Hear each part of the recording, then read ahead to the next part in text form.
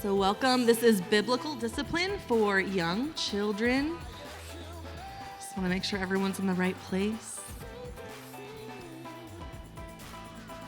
My name is Melissa Schultz. It has been spelled creatively on every different announcement.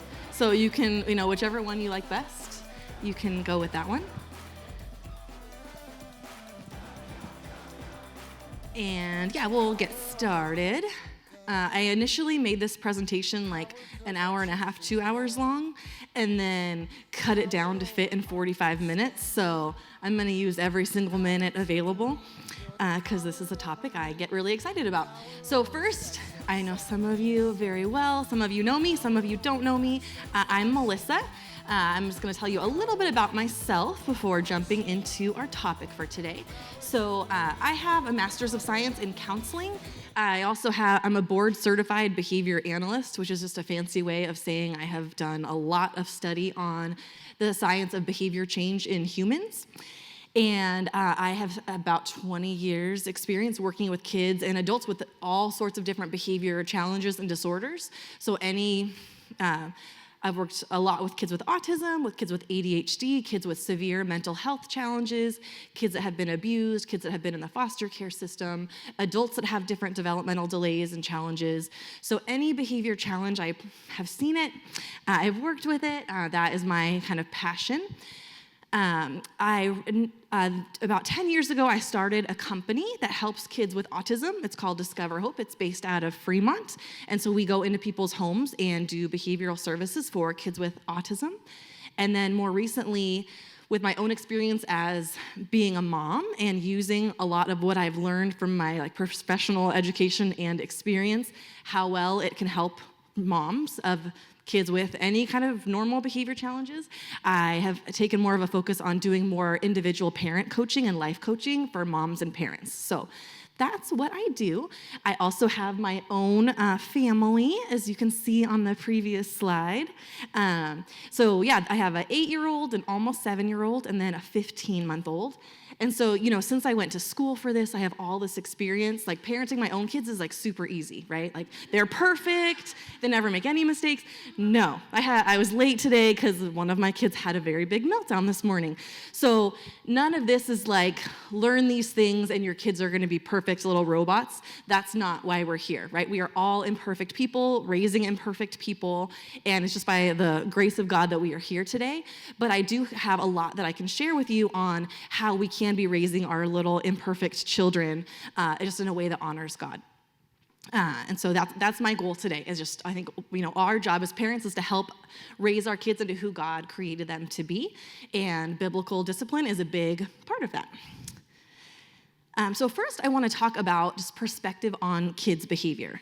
So the first thing that kind of question I get up or get asked, or maybe more of a concern that parents will express, is they might think that their kids are doing these things just to bug them, right? My kid is doing this because they are lazy, or because they're mean, or because they're getting back at me for something. Or sometimes we interpret our kids' behavior as something they're doing to us. And so the first thing I want to just share with you is our kids' behavior is a way of communication. So whatever they're doing, they're trying to communicate something with us. So often they're not communicating in a very appropriate way, and it can be very annoying and irritating, but it's not because they are trying to irritate us or annoy us. There's some kind of need that they have that they're trying to meet or express through that behavior. So that can really help just how you are even seeing your child's behavior. If you're looking at it as they're doing this on purpose, to bother me, your reaction is going to be very different than if, hey, yes, they're having a huge meltdown in the grocery store and everyone's looking at me and that's terrible, but they're not doing it to embarrass me. They're doing it because they need something and they don't have a better way of telling me that they need that thing, right? So as parents, our job is to figure out what that need is, and then how can I teach them a better way to get that need met or to communicate that need with me. So we want to look at everything our kids are doing as a way of communicating with us, and just some ways are more appropriate than other ways. Another thing about kids' behavior is we want to just as kids are growing, especially what we're kind of today I'm focusing on kids under 5, right? And so their little brains are under major construction. Their brains are changing so much every day. There are a lot of things that they're going to be able to do later that their brain isn't physically capable of doing yet. So a lot of the questions I get for younger kids, it's actually might be things that your child isn't even like biologically capable of doing yet. So if you are noticing, welcome everyone, if you are noticing some concerns with your child or some challenging behaviors, another thing to think about is this normal? Like, is this just what this child is doing and learning, or is it a problem because they should be able to learn more? So a couple common questions I get with kids under 5, the main 3 is like sitting still. My child can't sit still. Like I wanted them to sit still for 20 minutes to do this activity, and after 3 minutes, they were up running around. I'm like, yep. Like that's what they do. Like that's their job. Like biologically in their brain, they're not supposed to be able to sit for long periods of time. And so if they're running around after 2 to 3 minutes, that nothing has gone wrong, right? That's not a problem for our younger little kids. And so sometimes you'll have a kid that will sit there forever, and that's wonderful for you. Like, let me just tell you, like, that's great. And probably if it happens for one of your kids, it will not happen for the next one. So, like, don't get too used to it. But that's actually not like a behavior challenge. That's just like a normal thing that little kids go through. They're just supposed to be moving around. That's how they work. So if you are kind of concerned about that with your child, just know there's some things that we want them to do that they just can't do yet. They'll get there. But yes, you're just going to be running around for a lot in those first couple years. Another common one is parents, will be concerned because when their child is frustrated or you tell your child no, they have a big meltdown and they can't handle it. Like that is totally normal for your little ones, for your little toddlers, for your young preschoolers. Like that's kind of what they are learning is how to manage those emotions. That's like the main achievement that they're gonna learn or achieve during those young ages. So that's fine. That's when they're learning that emotional regulation. They're learning that they can't control everything or have everything that they want all the time. I mean, some of us still need to learn that lesson. So if you have a little one that has these big reactions over hearing no or not being able to do something on their own, that's because that lesson they're learning right then is how do I learn to tolerate no and handle my frustration? So it's kind of expected that they're having tantrums as they're learning that emotional regulation at that age. So don't be surprised if you have little ones that tantrum when you say no or when they're feeling a lot of feelings all at once, because that's their job to learn that at that age. The third very common one I get for little ones is like sharing. Like my 2-year-old is just not sharing. Like she's selfish. This kid is selfish. No. Your kid is not selfish. They are 2. So don't worry. We're all selfish, right? So yes, they're selfish. We're all selfish. But little kids don't have that, like the piece of their brain that will learn to share and consider other people's feelings and maybe the future effects. If I don't share now, they won't share later. They can't do any of that at their little age, right? So you can start giving them tools. Okay, let's take turns. Let's set timers, or you can just wait until their brain is ready to learn that skill. But don't expect them to be able to happily share their favorite toys at a young age. They're going to be working on that for a while, okay? And then the next perspective on behavior is just as behavior as sin. So when our kids are acting out and being sinful sinners, that's because they are sinful sinners just like their mom and dad. So again, we should kind of expect that, right? Like they are going to act out. There are going to be behavior challenges.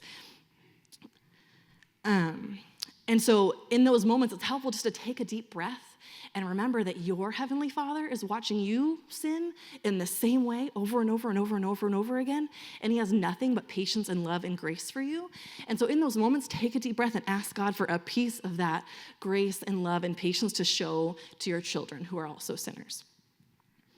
And yeah, I learned this lesson a lot when my kids are doing the same thing that I just told them to stop doing it, and we have this conversation all the time, and God's like, oh yeah, remember that one thing that you and I have been talking about every day for like the last 20 years? I'm like, oh yeah, okay, right, okay. So a little bit more patience in that perspective. So those are my perspectives on kids' behavior, that just taking that step back and viewing our kids through those lenses and viewing any behavior challenges through those lenses can be really helpful. And so now I want to talk about our parents' behavior, about our behavior. And so the first thing I truly believe is that every single parent is doing the very best they can with the tools they have. So there's no bad parents, there's no good parents. We are all doing the very best we can to love our kids with the tools we have. Now, some of us don't have a lot of tools in our parenting tool belt. Maybe our parents didn't have a lot of tools. Maybe, so we weren't raised with a lot of different healthy ways of disciplining our kids and parenting our kids. Maybe we've had to learn those along the way. So it's not really about being a better parent, a good parent, a bad parent. It's about increasing the amount of tools that you have in your tool belt. So when your child is struggling with something, you can be like, okay, here's all my tools. Okay, let me see. Nope, that one's not going to be. Oh. Okay, I don't wear tool belts, but I'm imagining if you did, that's what it would look like. And you're like, yeah, this is the right tool for this situation, and this is how I'm going to help my child, right?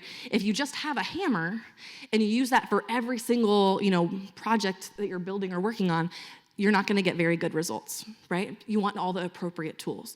So this very quick workshop, I want to try to give you some practical tools so you have more tools in your tool belts that you can use with your child. So when other situations come up, you have more options to choose from to pick the best way to help teach your child the lesson that they're learning.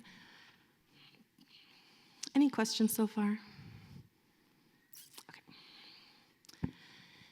All right, so our role as parents, Proverbs 22:8 says, train up a child in the way that he should go. And so this verse to me is just letting us know that raising a child is setting a course.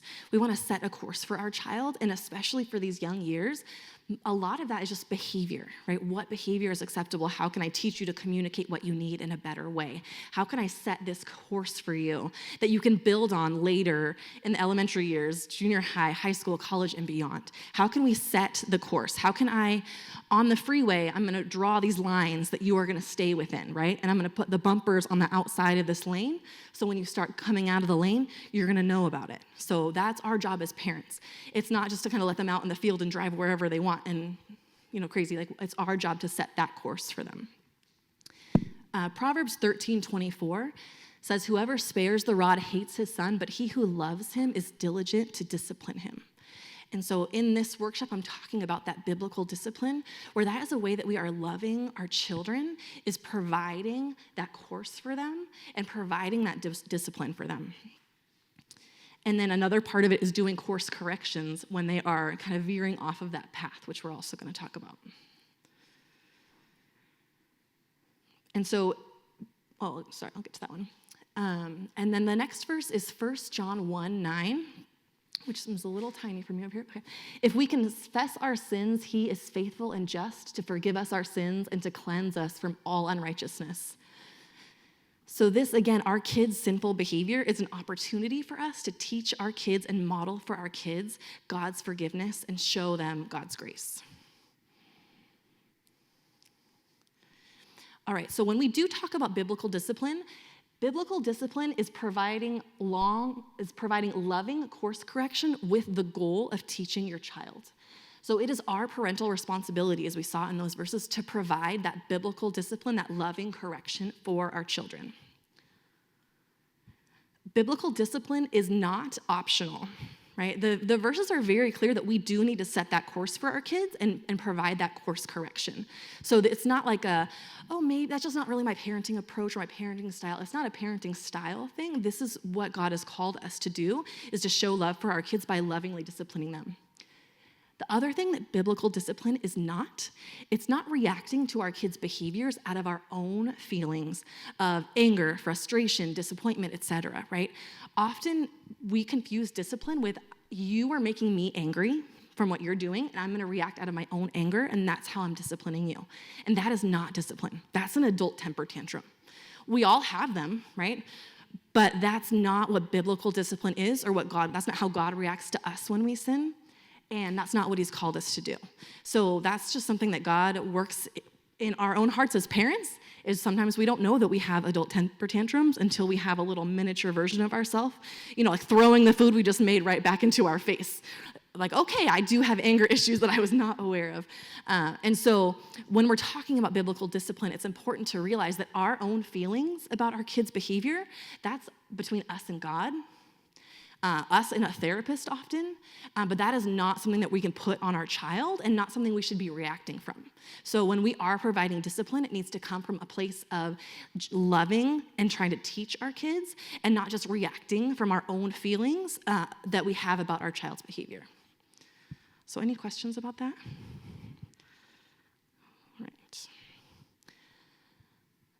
So let's talk about how to provide biblical discipline. So I'm going to give you 2 kind of steps to doing this. Again, I had a 2-hour workshop to cover this topic, and that was only still a little bit, and I'm still only talking about like the first 5 years, right? So there's so much to talk about. I love this topic. This is my life and my passion. So here is like an overview of how we can provide biblical discipline. And the 2 main steps are first, setting that course, creating that road for our kids. And then 2 is providing course correction. And so to do that, we're going to talk about coming up with family rules and a family discipline plan. All right, so creating family rules.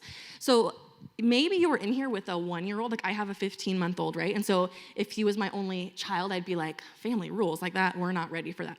So this you can start using if you have a 1-month-old, just so you know, like it's gonna be super easy for a while because it doesn't come up at that age. But this is something that you can start doing, especially with your partner, with your spouse, with maybe grandparents or whoever else are the primary guardians taking care of your child. So one of the great things about having family rules is it's something that we're doing proactively, right? There's 2 different ways we can address behaviors, and this was in the longer version, but you can kind of do something before they happen, or you can handle it after they happen, right? The more you can do before they happen, the better, because then the problem behaviors don't happen, right? There's less problem behaviors you have to deal with the after for. So having family rules is something you are setting up in advance to try to prevent any other, providing that instruction beforehand. So that way you're telling your children what they should be doing. So here's some tips for creating family rules, okay? So I was trying to find you guys some visuals that were okay. And if you like Google family rules, what you get is like all these beautiful posters and like Pinterest things and like just these beautiful rules. And there's all these like, such good ideas and like the chores your kids should be doing and like, detailed things. And so I want to let you know that I am not talking about any of that, right? That is why there's no pictures up here. Because family rules, to be effective, are very short and very simple. It can be something you write on a piece of binder paper and you stick on your wall. Like that will work much better than just buying a poster and not doing anything else with it. So for these little ones, we're talking about less is more. We want 3 rules, maybe 5 if they're ages 4 and 5, and no more than that. We want to keep them very simple, and we don't want to get caught up in the prettiness of having it be a Pinterest, like, beautiful thing that we have as a focal point of our home. That's not what I'm talking about. When we make the rules, we want to focus on what our child should be doing. So I'm stealing this example from something I saw on Facebook last night from another parenting influencer I follow. But it's basically, okay, everyone, whatever you do not wiggle your toes right now. Do not wiggle your toes. Stop wiggling your toes. Don't do it, right? Is everyone now thinking about wiggling their toes? Maybe some of us are rebellious and we're like wiggling our toes anyway, right? So when we tell our kids, stop hitting, stop doing that, their little brains are much simpler than ours. And so now all they're thinking about is the hitting or whatever it is, and they're wanting to wiggle their toes, right? So as much as you can, don't say just don't do that, don't do that, don't do that. Tell them what they can be doing, right? So instead of no hitting, you can say, be safe, gentle hands, nice hands, hands to self. You can find the own language that works with your family, but you want to tell them what they should be doing, so that way their little brain now is focusing on that, the appropriate thing they should be doing, not just on the, okay, but there's that red button with the sign that says don't push the red button, right? Everyone wants to push the red button. Don't do that to your little kids. Other things about family rules is when you come up with those 3 to 5, a great way you can enhance that is by coming up with different like godly character traits or verses that go along with each of those. And that's a great way, like from an early age, to start instilling that in your kids. And if they're 2 years old, you're not going to get through the verse for a long time, but it can be there, and you can try and start planting that seed. And then over time, they're going to be more and more familiar with growing up with that verse. And now they're also connecting that behavior with like that. What God is asking us to do and what God wants them to be. The last thing, if your kids are a little bit older, is something that can really help is actually including them in creating your family rules. And so I know if you have like a 2-year-old, you're like, no, this lady's crazy. Okay, so hear me out. It might not work with a 2-year-old. Some 2-year-olds could do it. But kids are so much more likely to listen if they feel like they're a part of coming up with it, right?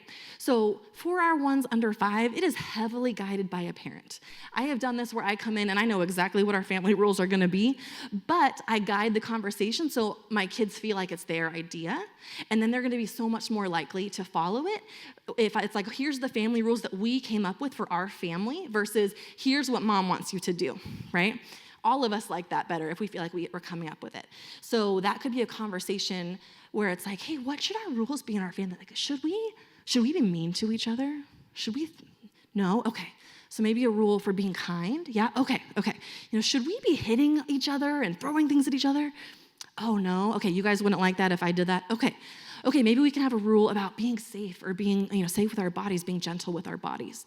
And so you can kind of guide it and still get your kids be much more involved with it so they feel like you all came up with it together and they're more likely to follow it. Not saying that's magic and they're going to follow it because they're not, but it will help get their buy-in. So once you have your family rules, the next step is you are going to write them down and you're going to post them. Now, I know I'm talking to you guys about kids under 5, so you're like, Melissa, my kid can't read yet. I know. So your kids can't read them. They won't read them for a little while, but it's more for you guys, right? Having that visual is actually more of a reminder for the adults of here are the 3 to 5 things that we're talking to our kids about. We're practicing with our kids. Here's the language that we're using with our kids. And then anytime things are coming up throughout the day, you can look back and be like, oh yeah, I'm looking for times when they're being kind, and I'm going to talk to them. Hey, you are following this rule right now. You're being kind. If you don't have it posted, the likelihood of you remembering what you came up with and like you and your partner using that terminology consistently for a long period of time it's not going to happen. So post it up for you. If you want, you can try to draw little pictures of things. I'm a stick figure artist. And so sometimes they don't look anything like what I meant. But if I draw it in front of my kids, they usually know what I was trying to do. And I'll point to the poster enough that they get the gist, right? They'll memorize it just from me talking about it. So do post it, but don't stress out about it looking pretty or anything. And the next thing you need to do is teach your child these rules. So they came up with them, and you have them on the wall. That is not enough. I know there's like a large market out there for these there's a lot of other like behavior influencers out there selling you these magic like posters for like a calm down space and and it's like a really pretty poster that you put on your wall, and you're like, yes, it's fixed, and it does nothing. So having it posted is great, but what you actually then have to do is teach your child those rules, and kids learn by actually practicing them and doing them when they're calm. So when your child is upset or becoming upset, they are going into their, like the lizard brain, right? Like the part of their brain that's fight or flight, and that part of your brain does not have reasonable, rational thoughts. So that is not a time to be talking to your kid in a rational way, because that's not where their brain is. So you do this is another proactive thing, that when they're okay, right? When they're happy, when they're just like not mad, those are times where you just sneak in this practice. Hey, let's practice this rule. And this involves, for kids, if you want to teach them, right, you need to get down at their level and be very silly. So this is where you do silly examples of, am I following this rule? Am I being kind? And you do something kind. You're like, wait, now am I being kind? And then you do something crazy unkind. And they're like laughing, no, Mom, that's not kind. And so this is how you're practicing. And do it in little snippets, right? Remember, like they don't hold still long, so you're doing this for like 3 minutes and then they're off, and that's okay. But you want to keep practicing this until you feel like they have a good idea of it. And once they understand what the rules are, what you're looking for and what you're not looking for, you still want to keep reminding them. So this should be a regular habit that you have in. So maybe every morning at the breakfast table, hey, guys, remember what our family rules are? I still do this when we go somewhere. Hey, what are the rules at this place? What are our rules for when we're at gymnastics? Or what are the rules when we're at the grocery store? And they're like, but now it's in their head. And so that proactive reminder, it makes them much more likely to follow those rules when we are going into whatever that situation is. So you try to incorporate in your daily routine when you can be reviewing these rules, because kids are not going to learn it if you just tell them once or twice or 3 times. Just like we don't learn things really if we hear it once or twice or 3 times, right? So this is something you are teaching them daily. You're daily setting that course for them of what behavior you're expecting of them. So here are some examples of family rules. So I try to give you guys extra because I do not want you to just write down the ones that I put and then use those. There is no correct family rules and incorrect family rules, right? Getting the right 3 things is not going to make a huge, I should have said, kind instead of loving, and then my kids wouldn't be doing this. It's not that serious. So what language makes the most sense for you? Can you and your partner agree on and use what makes the most sense for your family? So here are some examples. But these are not magical in and of themselves, right? It's whatever you pick, what works for your family, and what your kids understand, and that you are going to be consistent about talking about. So these are all positive. We are gentle, we are kind, we are loving, we are helpful, we listen, we make safe choices. Those are some of the examples. So once you have those, you have your rules up. Now, we still aren't looking at the discipline correction part yet, right? Now we are looking for every single opportunity to catch them when they are following the rules. Part of course, setting the course, is letting them know when they are on the right track. So this, honestly, sometimes I'll have quick calls with a parent who's really struggling with their child, and if I had 10 minutes with you and you were really stressed out about your child's behavior, this is what I would tell you about. Because this one thing makes most behavior challenges so much better. And that's basically just trying to look for any opportunities where your child is being good and following your rules. So our human brains are wired to look for things that are wrong, to look for things that are, make our body feel like we're in danger. That's, as humans, how we are created. We're constantly scanning our environment for things that are out of place or incorrect. So our natural tendency is to be correcting our kids all the time. We're just scanning, boop, boop, boop, boop, boop.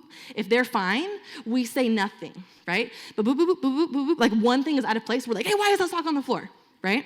But then all the times they do put their sock in the hamper, we don't notice because our normal human brain does not pick up on that because that's the way it should be. So that's how we're created, but that's not how our kids learn, right? Kids learn by getting positive feedback whenever they're doing the right things. So this is just looking for any time you can to praise, encourage, affirm your child, point out, yes, you're following that rule. Look at that godly character trait you're following. Look how obedient you're being. That's what you really want to focus on. And I've even had some parents, some of us, it feels awkward for everyone at first. And if it's very different from you, even your kids at first are going to be like, what? What are you, who are you? But they're going to love it. And I've had parents even just set alarms on their phone because they're doing so many things and it's so hard to remember another thing. But if you want to change the way your brain works, you have to be really intentional about it. So setting an alarm for every 10 minutes, and when it goes off, you just look around and look for something that you can, maybe they're just sitting there playing by themselves and they're not coloring on the walls. You're like, I like how you're playing right now. That's great, Anything that you can look for that's positive instead of just focusing on the negative, and we do have to be intentional about retraining our brains to do that.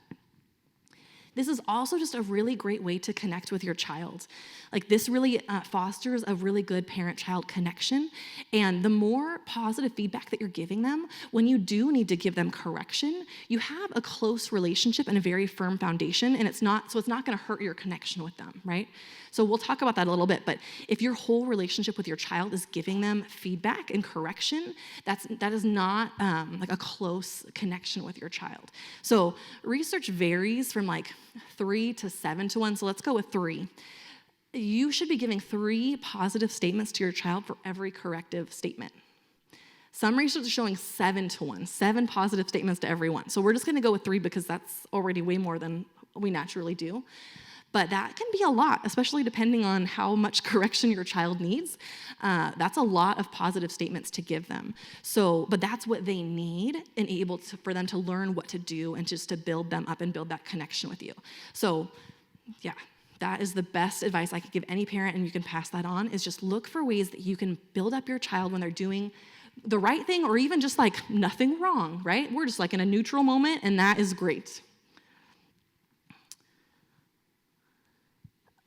And so you have your rules set up, they're posted, your stick figures are clear, they know what it means. They've practiced it, they know what it does, you're reviewing it every day, you're looking for those times where you can reinforce and praise them. They're still gonna break the rules all the time, okay? So don't be surprised, because that's what we do. We always break the rules. So once that course is set, though, that's when we come in to provide that very clear course correction. So if there's no course, it's very hard to provide course correction. If mom and dad each think the course is different, it is very hard to provide clear course correction, and you have a very confused child who is probably gonna act out more because they're like, I don't know what's happening. So what our kids need is very clear boundaries and consistency. So that is one of the reasons why creating a family plan is helpful, and why we're gonna create a family discipline plan together, or why I encourage you to do that, because everyone needs to be on the same page, and we need to have very clear boundaries and implement them every single time. That's how kids learn, and that's a need that they have inside of them that they need for us to provide. If kids come from inconsistent homes, if they don't have those clear boundaries, if it's okay sometimes but not other times, or it's okay with mom but not with dad, or it's okay sometimes but, or like on Saturdays but not on Mondays because of whatever, that's not how kids learn. They're gonna learn, this is not solid, this is not safe, I don't know, and I'm gonna push on every single boundary I can see in order to find a boundary that won't give, which results in kids that are acting out all the time and you're not really sure why. So this is very important. So the family discipline plan is where you and your partner, the main caregivers in this child's life, are gonna come together and talk about what are we gonna do when our child does not follow the rules. Everyone needs to be on the same page about what that looks like. And that might sound easy. If you have tried it, you know that is not easy. And so now you have like 2 different family backgrounds, maybe 2 different histories of parenting, maybe 2 different perspectives on what it should look like, what it should not look like. All of that, it is your job as parents to work out so you can provide the consistency that your child needs. And there's lots of help and support for you to do that if it's challenging, because it's often challenging. Like marriage is like when 2 families, both of their like family histories are just fighting with each other the whole time. And that comes out a lot in parenting. But our job as parents is to be able to be on the same page with this and agree with this. And when your child is melting down is not the time to figure this out, right? Like no one is working very well when the child is on the floor screaming.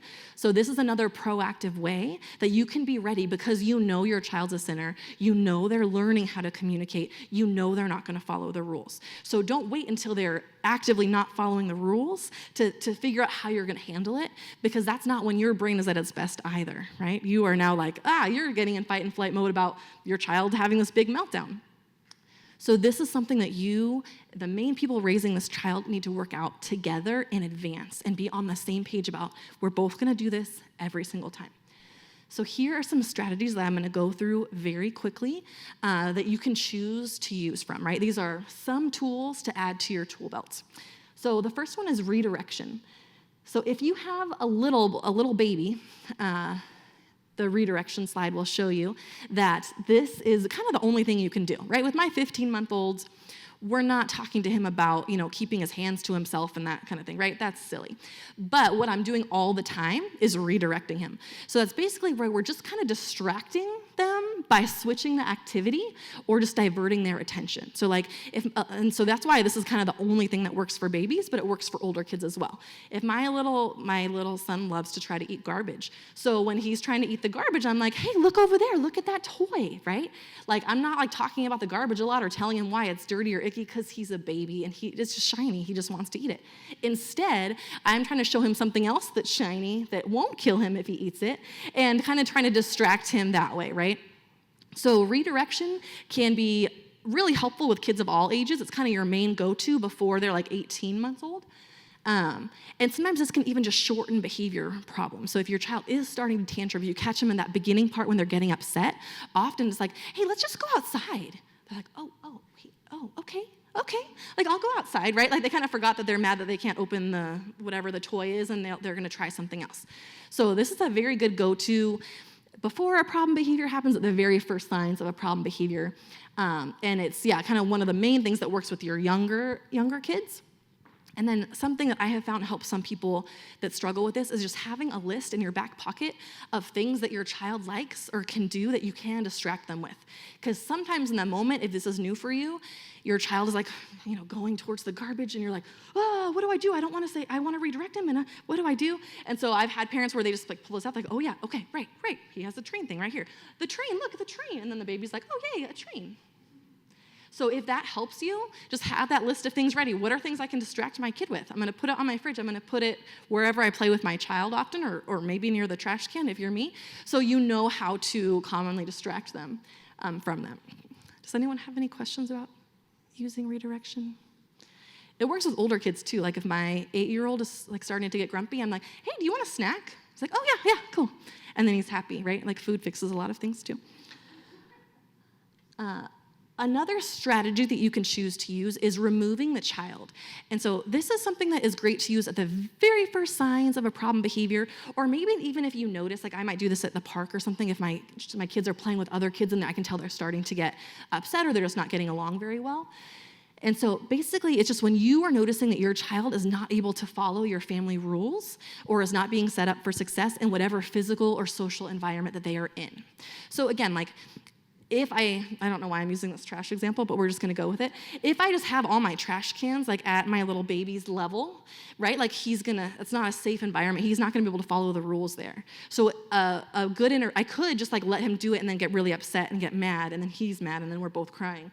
Or I could take him to a different environment where there's not trash cans everywhere, where there's like appropriate toys that he can play with. Or if I notice that one of my kids, sometimes they just need breaks if they're getting too much stimulation or too much social interaction with kids. So I'm gonna look for that and then just say, hey, come over here. Why don't we just sit over here for a while? And sometimes it's not that they're in trouble or they've done something wrong. I'm just trying to hey, it looks like you might need a little break, or hey, why don't we play this for a couple minutes? And I can kind of let them regulate again and then go back to whatever they were doing if it seems like they're able to follow the rules there again. You can use this, though, if you notice your child is struggling and maybe they are being, hitting other kids or having a hard time, then that is appropriate to say, hey, you're not following the rules here. We're going to go, we need to come over here and do this for a couple minutes.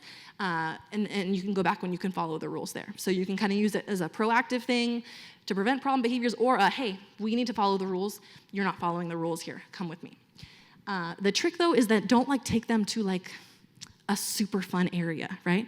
If you leave, if they're playing outside with really fun sticks and rocks, and then you're here's a TV and video games and stuff, then they're gonna be oh, I should act out here so then I can go do really fun things over here. So whenever you're removing the child, just be careful that the place they're going to is a little bit less fun or more neutral than the place that they were. Does that make sense? Because kids are smart and they figure that out. So that is often what will happen. Sometimes we send kids to our room or we go in our room with them, but that's where all the toys live. And that's where other siblings that mess up their toys are not. And so you're man, it's just no matter what I do, they keep acting up. I keep sending them to their room. It's because their room is more fun. So you want to be careful when you're using this strategy. The next strategy is just removing items. So maybe they're just not able to follow the rule with a specific item. So I know sometimes we've had a golf club in the room, and then quickly found out that golf clubs very quickly become swords and weapons, and that's not a safe item. My kid could not follow the rules with that item, so that item is going to leave the room or go on timeout or something. And so I have 5 minutes left, so I'm gonna go faster through these, and I'm sorry, but I'm gonna give you my contact information so you can follow up with me. Timeout is a more controversial one. I will say that I love timeout. It has worked very well for my kids. It does not work for all kids. And it works if you can do it well, but you can also do it badly where it doesn't work. So timeout, usually you use that for a specific behavior. Or, you might want, if you have a little one, you might want to save that for hitting or something a little more serious. You have your child go to a predetermined neutral place. Again, not like a super fun place, but also not like a punishment place. Like they're not sitting in the corner, with their nose touching the wall. We're not doing any of that. This is a neutral place that they're going just so that they can calm down. You want to keep timeouts brief. It should be no longer than 1 minute per year of age. So you usually wouldn't start these until maybe 18 months to 2 years old is when you can start using timeouts. And so you're keeping that at 1 to 2 minutes max. And using a timer or a visual timer can be helpful so your child knows how long they're there, because 1 to 2 minutes can seem like a year for little kids if they have no idea when that's ending. Sometimes timeouts can actually help the parent also. It gives the child a chance to reset and provide that clear course correction. And sometimes we as parents need to take a deep breath and gather ourselves and gather our emotions and make sure we are acting out of loving discipline and not reacting out of our own emotions. And so timeout can be a good opportunity for you to do that too, so that when you come back, you are ready to provide that loving discipline. After timeouts, I recommend doing a very quick debrief. We're not lecturing about it. We're not having a long conversation. They're little. They're not going to understand anyway.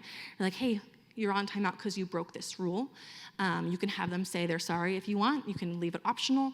I usually will then just remember, hey, you know that mom loves you no matter what, right? And they're like, yeah. And then I'll offer, like, do you want a hug? And they can say yes or no. And then they're off playing again. And we're done. It's over. It's been addressed. It's been corrected. And then now we're back on our day. I'm not mad at you. I'm not like... We're not going to keep talking about it or dwelling on it. You messed up. We fixed it, and now we're back to normal playing.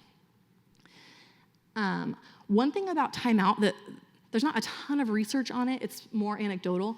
But if your child does have a history of trauma or difficulty, like with relational connections anyway, this might be a little bit harder to use because there is a little bit of disconnect in those timeout moments. So I'll talk about something else that you can use with that, but especially maybe if you're helping foster kids or just kids that have had relational connection challenges in the past, timeout might not work as well for them. Time in, again, this is one that's like a newer one as an alternate to timeout, but there is less research to support its effectiveness. And so this is kind of the same thing. Maybe your child is having that tantrum. They're not able to manage their emotions in that moment. And so this is where you kind of go with them to that calm, neutral place, and you are there to offer any reassurance they need. Now, I've seen this done a lot of ways. Some people are then playing with their child fun things one-on-one, and that I would not recommend, because usually your child does not have your one-on-one full attention when they have the tantrum, and then they have a tantrum, and now they have special one-on-one mommy-daddy time, right? So you are going to see so many tantrums. So that's not going to work if you use time in that way.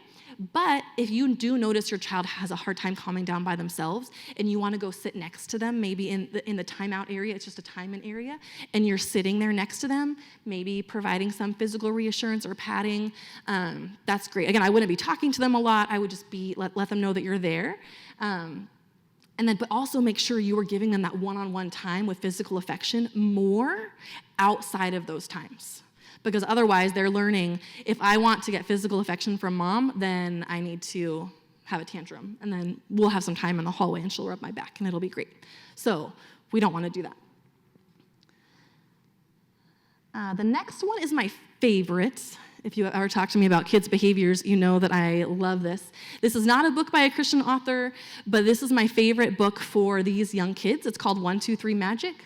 I was telling someone about this, and they're like, oh, I count to 1, 2, 3 all the time with my kids, but then they don't listen. And I was like, oh, well, what happens when you get to 3? And he's like, oh, well, nothing. I'm like, so it's not just saying 1, 2, 3, and then it's like you put the poster on the wall, and we think it's magic that they're gonna learn and follow the directions. Just counting 1, 2, 3 is not the magic. The magic is you then apply your discipline strategy at the 3. So what I love about this book, it talks a lot about how to stay calm and neutral, and providing the 1 and 2 is just giving them a little bit of a warning. It's kind of like the bumpers on that freeway where it's like, okay, you're starting to get off track here, man. Like you're gonna be off the road soon. And so this is what I have used with my kids, and it has worked really well for them and just for our own kind of personalities. Where you're just giving them very calm warnings. So that way, I like it also because, especially my son would just do a lot of little things that weren't timeout worthy, but they also were it needed correcting, right? And so instead of having long conversations with him about them every time, it would just be like, okay, that's 1. He knows he's not supposed to do that or say that. All I have to say is, okay, that's 1. And now immediately he's received that correction. And now, they're getting older anyway, but they'll stop immediately. Like, they know. And when they were younger, there was a lot. We did it again. Okay, that's 2. We do. Okay, that's 3. Now we chose timeout at the end of that, and then they would earn their timeout that they chose. And so I love this. I love this book. I have a video I can send you guys. I'm going to give you my email. I think it's me talking about this book or one of my friends talking about this book.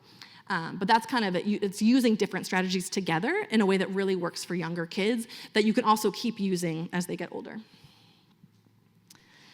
I want to talk quickly about spanking because this comes up a lot in Christian circles. So research consistently shows that if you're using physical punishment with your kids, it can lead to increased aggression, antisocial behavior, physical injury, and mental health problems in children. So there is just an overwhelming body of research saying that when we put our hands on our kids as a form of discipline, we're not teaching them anything, and it's actually causing bad. We're teaching them that when we don't like what they do, we get to hit them. And it's just not a lot of good messages. It's also harming that connection with your child. So in my experience, and I've worked with, like I kind of told you, tons of really, really intense behaviors, we've never had to get to spanking. If you're feeling like that's the only thing that works with your child or the only thing you can do with your child, like I encourage you to look for more tools for your tool belt. You're probably just not using the right tool, and spanking can seem easy. Like in the moment, it's easy. You know how to do it, right? But that doesn't mean that's the best thing for your relationship with your child or that that's the best thing to teach them how to handle their own feelings when they're upset, how to handle when other people do things that they don't like to do. And there's just so many better strategies that will work that'll have much better positive impact on your child. So I really encourage you, if that's something that you are feeling, like just make sure that you have all the tools, because I've never found that is like the thing that works. With kids, and it's usually just a negative, like a really negative experience for the whole family. So that's just my quick spiel about spanking in my final 2 minutes. Quick gospel perspectives on parenting. God uses parenting to grow us. God has made you a parent because he's not done working on you, right? So being a parent reminds us of how dependent we are on God for everything, right? When you first held that tiny little newborn in your hands, they can't even see, right? They can't do anything. They're just like, ugh. Like they were so dependent on you for every little thing, and that's how dependent we are on God. So if any of this is feeling I don't want you to feel overwhelmed or feel guilty about things you've done in the past. We are all 100% dependent on God, and we are his children. So we can always come back to that. God helps us learn how to control our anger often as making us parents. He teaches us how to love others even when it's hard. We're loving a little kid even though we just made this dinner for them and they threw it at us, right? We still are loving them. He's growing our love. He's growing how we can sacrificially serve others. It shows us even more how much God loves us that he gave his son to die for us as we're looking at our little children and know how much we love them. And then it's just a reminder that we are his children. Like we have the perfect heavenly Father as our example. And then I want to remind you, like grace upon grace. God loves our kids even more than we do. I repeat this to myself all the time. Like I feel like I know what's best for my kids, and God loves them more than I do. He's going to take care of them. In my own weakness, as a parent, God is made strong.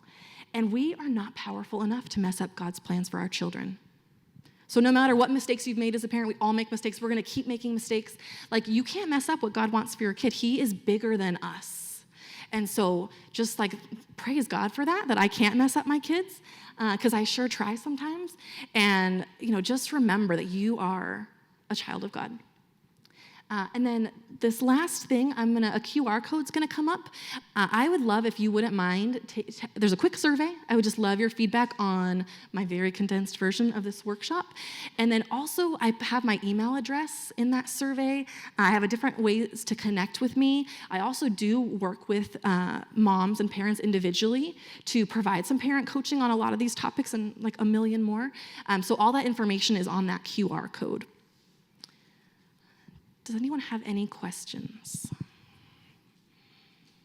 Yes. Let me next. I missed the beginning. Uh-huh.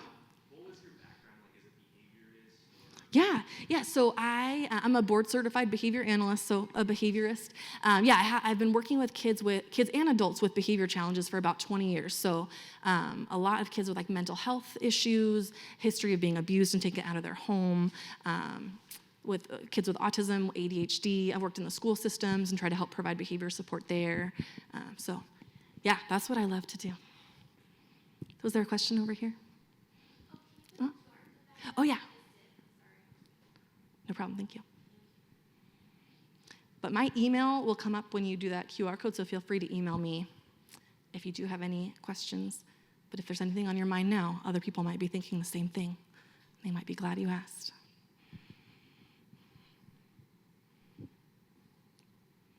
Okay, well, thank you guys so much. It's just such an honor to get to share this with you. And was there something? Yeah. Okay, so you're 1, 2, 3. Yep. How do you still implement like first time obedience while still using? I look for all the times where they are obeying the first time, and I just praise that. Okay. Yeah, I just like really focus on that. And then that does grow. Like your attention and your positive feedback is like water, and your kids are like plants. So whatever you're paying a lot of attention to and talking about a lot is what's gonna grow. So if you are giving them a lot of positive feedback every time they listen the first time, like that is gonna grow. And then the times when they're not doing that, it's just that quick, hey, you're off track.